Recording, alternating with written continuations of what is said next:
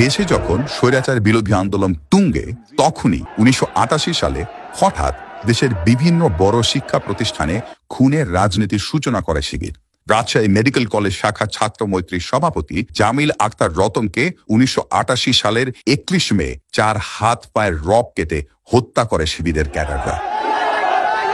এর মধ্য দিয়ে রক কাটার রাজনীতির সূচনা করে জামায়াত ইসলামের এই ছাত্র সংগঠন। অন্যরকম এক বার্তা চলে যায় দেশের মানুষের কাছে, কারণ রক কেটে হত্যা বা পঙ্গু করে দেওয়ার মতো বর্বরতা এর আগে দেখেনি দেশের মানুষ। 88-র 24 সেপ্টেম্বর সিলেটে শিবিরের হামলায় প্রাণ হারান প্রগতিশীল ছাত্র আন্দোলনের 3 কর্মী তপন, মুনির ও জুয়েল। এই হত্যাযজ্ঞের মাধ্যমে স্বাধীনতার পর সিলেটে নিজের শক্ত অবস্থান গড়ে নেয় শিবির। শিবিরের এই কার্যক্রম এখনো চলছে। 1 জানুয়ারি 2025 বরগুনার পাথরঘাটায় যুবদল নেতাকে রক কেটে হত্যা করে শিবির কর্মীরা।